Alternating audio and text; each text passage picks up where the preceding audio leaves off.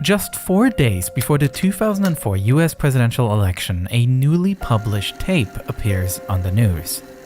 The election between George Bush and John Kerry was dominated by foreign policy decisions in the wake of the September 11 attacks. Al-Qaeda's key members and associates have been brought to destroy, capture, kill Osama bin Laden and all of the terrorists. This tape, published by Al Jazeera, now shows a recovered Osama bin Laden, claiming responsibility for the attacks much more directly than before. The staging of this recording, in which bin Laden tries to appear as some legitimate figure, directly addressing the nation that he attacked, is a painful reminder that the most wanted man on the planet must be feeling somewhat safe wherever he may be.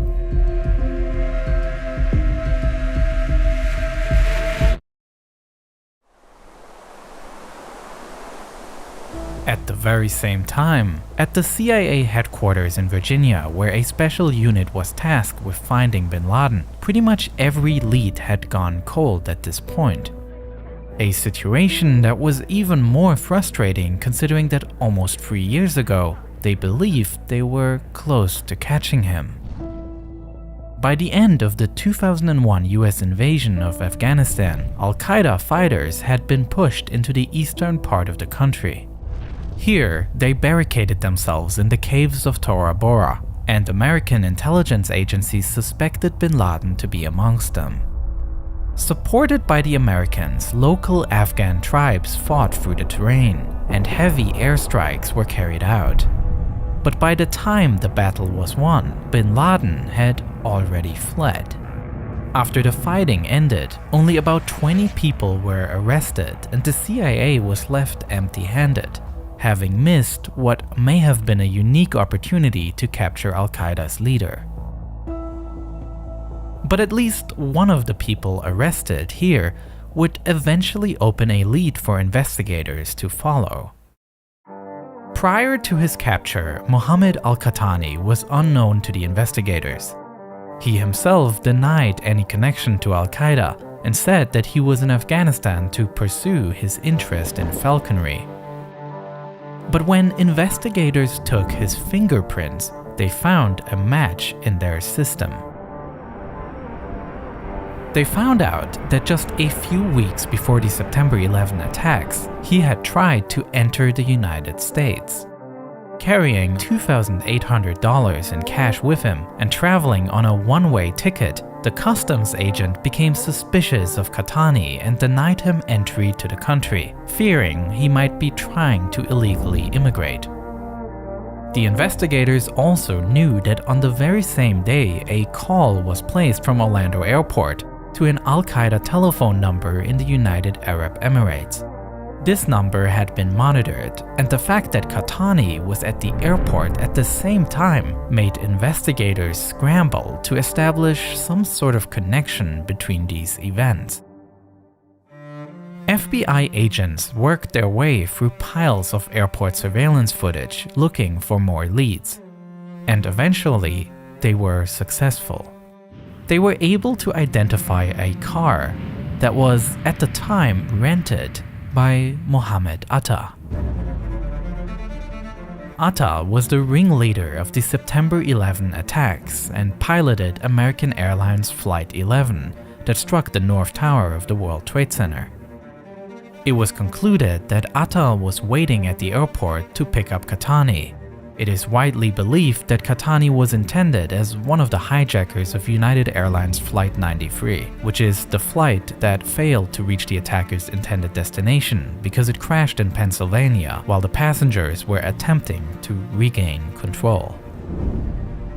With that knowledge, Qahtani was interrogated, and he was one of several Al-Qaeda captives that in the coming months and years made it possible for investigators to get a better picture of the group's inner workings. Abu Zubaydah, a logistician for the group, was arrested in March 2002 and offered the CIA information that Khalid Sheikh Mohammed, who was Al-Qaeda's operational commander, had planned the attacks on America. 1 year later, he also was arrested. And Qahtani revealed that in July 2001, in preparation for the attacks, Khalid Sheikh Mohammed introduced him to a person previously unknown to the CIA, Abu Ahmed al-Kuwaiti, who trained Qahtani in operational security.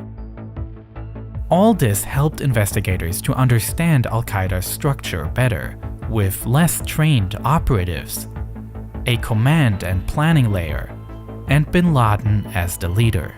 But they were still clueless as to bin Laden's whereabouts. The CIA was mapping relationships to understand who was in close contact with him and how he communicated from his hiding place. The private network of bin Laden, his family members, were also looked at. However, there was no contact between bin Laden and those family members of him that could be located.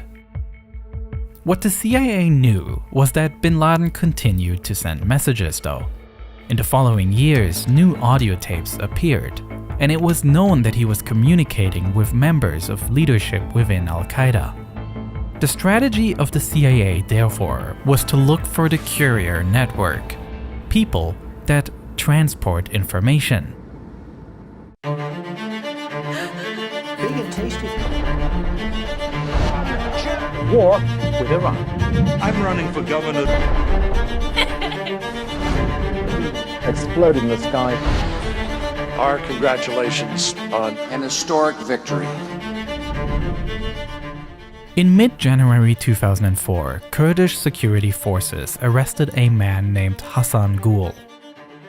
He was carrying a letter that was addressed to bin Laden. Gul was handed over to the Americans, who interrogated him and received crucial information indicating that a key person to finding bin Laden had already been on the agency's radar. Hassan Gul claimed that it is Abu Ahmed al-Kuwaiti who operates as bin Laden's personal courier. As the focus of the investigation shifts to Kuwaiti, investigators receive conflicting information about his role within Al-Qaeda. While Hassan Gul describes a larger role and that Kuwaiti was familiar with both Khalid Sheikh Mohammed and with his successor Abu Faraj al-Libi, Khalid Sheikh Mohammed, on the other hand, denies a major role of Kuwaiti and claims that this person has long since retired and is inactive. In May 2005, Abu Faraj al-Libi himself was also arrested in Pakistan, and he too vehemently denied a larger role of Kuwaiti. Investigators were also questioning a guy that goes by the name of Hambali, the former leader of Al-Qaeda's Southeast Asian affiliate group. He claimed that Kuwaiti did play a role, as he was the one managing a safe house in Karachi around the time the Taliban fled from Afghanistan. If anything, the many contradicting statements about the role of Kuwaiti made him all the more interesting. The problem was that other than his name, not much was known about him. And even the name itself is not uniquely identifiable, as it is not his real name, but an alias that translates as the father of Ahmed from Kuwait. While some important information was obtained through the interrogation of prisoners, the techniques used were highly controversial. Many of the prisoners were subjected to so-called enhanced interrogation techniques. That means abusive treatment including torture, such as in the form of waterboarding. A 2014 Senate Intelligence Committee report examining the individual interrogations concluded that these techniques were ineffective and did not help to obtain information about bin Laden. Apart from that, there is the question of whether the display of the CIA's actions, seemingly freed from the rule of law, doesn't itself damage the national security of the country. It is a discourse that's bigger than the scope of this video. But with investigators stuck yet again, the next pieces of information will not come from their own work. No, the sides of Peace and stability. Blockbuster Total Access, Netflix. Essentially, they work the same way. The latest cyber drug of choice is called Twitter. for a war that should have never been waged. Calling it iPhone. In 2007, the CIA received the information they're looking for: the true identity of the Kuwaiti. It does not come from their own research, but from a foreign intelligence service, which is not known. The information reveals the true name of the Kuwaiti to be Ibrahim Saeed Ahmed, a Pakistani whose family had only moved to Kuwait. But while they have waited 2 years to get the name, it will take further years until they are able to locate him. President-elect for victory. For bankruptcy. I'm gonna let you finish. Michael Jackson has died. The rescue effort begins. This guy is great, as good as we've seen.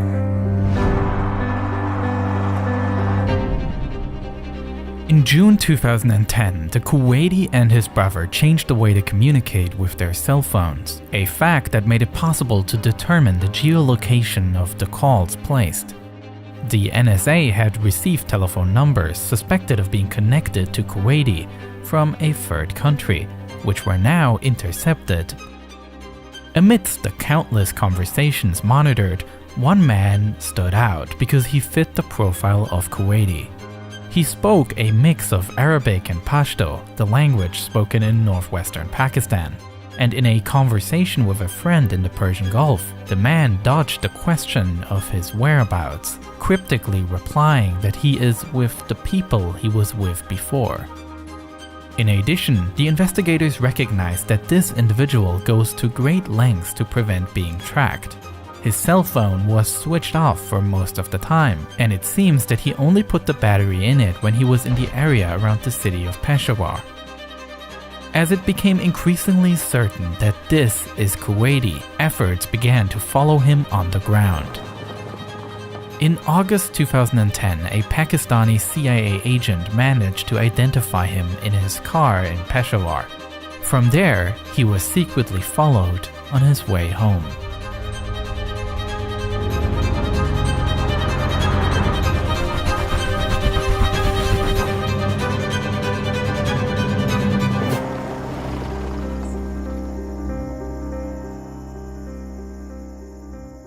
The large house surprised investigators. The agents had assumed that now that Kuwaiti had been identified, they would be monitoring him until he approached bin Laden's hideout. But when you look at the massive compound in which Kuwaiti lives, investigators thought that they might already be there, that Kuwaiti may be living under the same roof as bin Laden.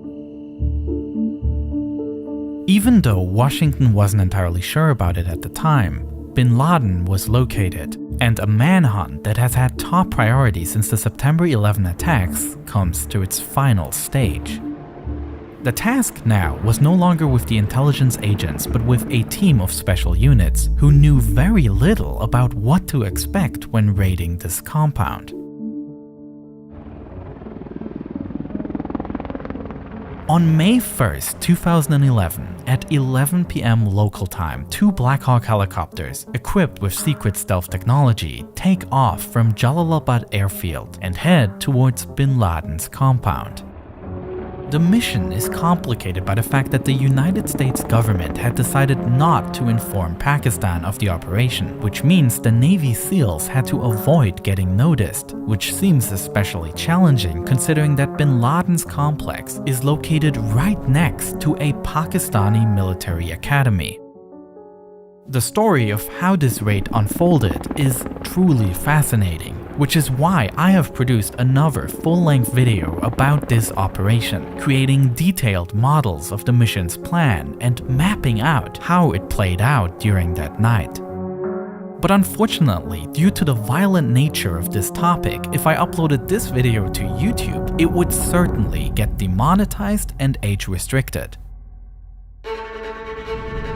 Luckily though, I was still able to make the video, thanks to the power of Nebula, where you can watch it right now. With the mission not going to plan, a live video feed is streamed to the White House, where the president and his top security advisors are following the operation. This is just one of tons of exclusive videos only available on Nebula. I've also created a video about the construction of the Twin Towers, and another one telling the story of Flight MH17 that was shot down over Ukraine. And you also get access to all the other amazing stuff on Nebula. Because what's truly special about Nebula is that it is a creator-owned platform, built by me and other YouTubers and podcasters. And because it's a subscription service, we get to work on larger, higher budget productions than we ever could on YouTube. Players, welcome to the show. The most sophisticated flying machine. The Bush administration decided to focus on attacking Afghanistan. Oh boy. If you sign up using my link on screen right now, you will get a $10 discount a year, which means it will cost you only $3.33 each month. That way, you will support the ambitious project that me and my friends have embarked on of building our very own streaming site. Thank you so much for watching.